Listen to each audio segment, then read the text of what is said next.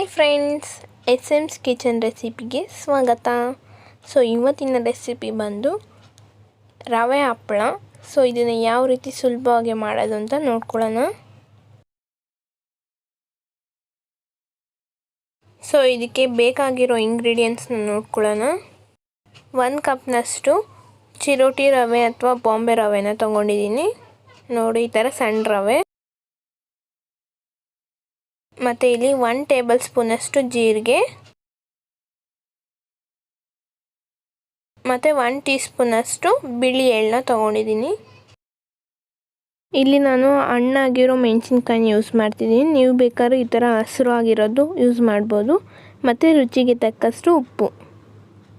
So ಮೊದಲಿಗೆ ಒಂದು 5ರಿಂದ 6 ಮೆಣಸಿನ್ಕಾಯಿ ಹಾಕಿ ಕುಟ್ಕೊಳ್ಳೋಣ. ಖಾರಕ್ಕೆ ಎಷ್ಟು ಬೇಕೋ ಅಷ್ಟು ನೋಡಿ ಹಾಕ್ಕೊಳ್ಳಿ.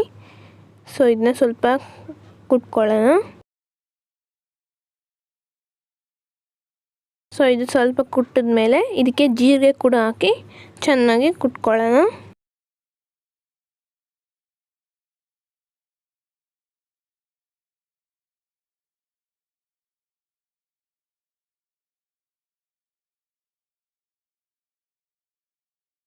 ಸೊ ಇಷ್ಟು ಪೇಸ್ಟ್ ಆದರೆ ಸಾಕಾಗುತ್ತೆ.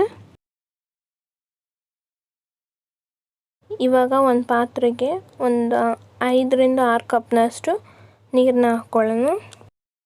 ಸೊ ಇದನ್ನು ಇವಾಗ ಚೆನ್ನಾಗಿ ಕುದಿಯೋಕೆ ಇಡೋಣ.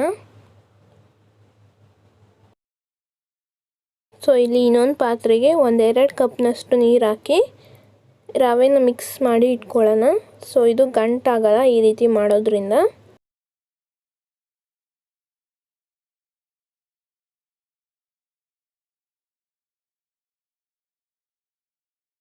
ಸೊ ಇವಾಗ ನೀರು ಚೆನ್ನಾಗಿ ಕುದೀತಾ ಇದೆ. ಇದಕ್ಕೆ ರುಚಿಗೆ ತಕ್ಕಷ್ಟು ಉಪ್ಪು ಹಾಕ್ಕೊಳ್ಳೋಣ.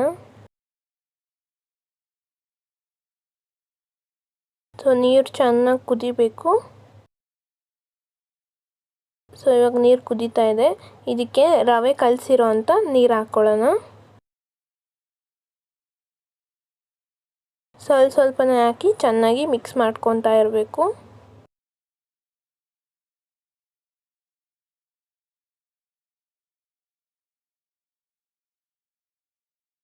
ಈ ರೀತಿಯಾಗಿ ಚೆನ್ನಾಗಿ ಮಿಕ್ಸ್ ಮಾಡ್ಕೊಬೇಕು, ಇಲ್ಲಾಂದರೆ ಅಲ್ಲಿ ಗಂಟಾಗೋ ಚಾನ್ಸಸ್ ಇರುತ್ತೆ.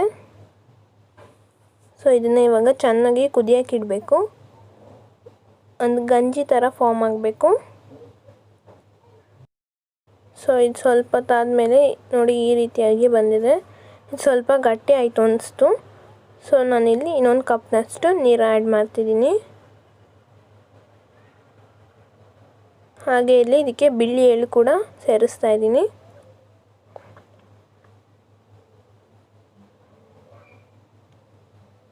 ಮತ್ತು ಕುಟ್ಕೊಂಡಿರೋ ಅಂಥ ಮೆಣಸಿನ್ಕಾಯಿ ಪೇಸ್ಟ್ ಕೂಡ ಇದಕ್ಕೆ ಹಾಕ್ತಾ ಇದ್ದೀನಿ.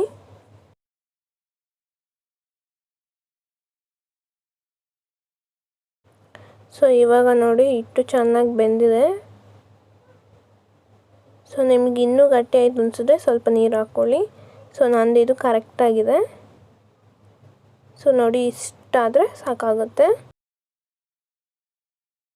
ಸೊ ಇವಾಗ ಹಿಟ್ಟು ರೆಡಿಯಾಗಿದೆ. ಇದನ್ನು ಪ್ಲಾಸ್ಟಿಕ್ ಮೇಲೆ ಹಾಕ್ಕೊಳ್ಳೋಣ.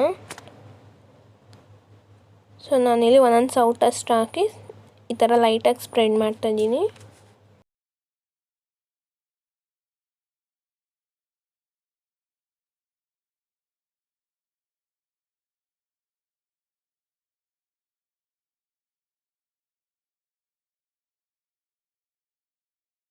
ಆಗ ಎಲ್ಲ ಹಪ್ಪಳನೂ ರೆಡಿ ಮಾಡಾಗಿದೆ.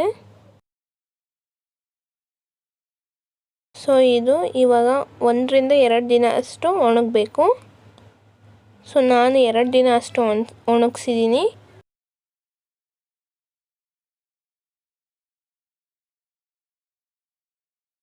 ಮೊದಲನೇ ದಿನ ಇಷ್ಟು ಒಣಗಿದೆ, ಅಲ್ಲಿ ವೈಟ್ ಕಲರ್ ಇದೆ. ಸೊ 2ನೇ ದಿನ ಕಂಪ್ಲೀಟಾಗಿ ಒಣಗಿದೆ.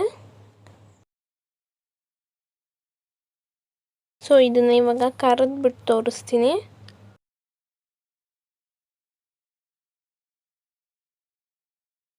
ಸೊ ಹಪ್ಪಳ ಚೆನ್ನಾಗಿ ಅರಳ್ತಾ ಇದೆ ನೋಡಿ.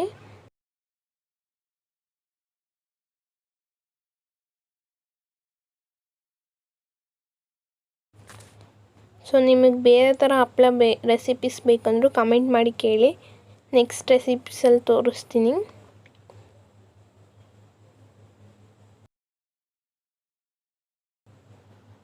ಸೊ ಹಪ್ಪಳಗಳೆಲ್ಲ ಇವಾಗ ರೆಡಿಯಾಗಿದೆ ನೋಡಿ, ಎಷ್ಟು ಚೆನ್ನಾಗಿ ಬಂದಿದೆ.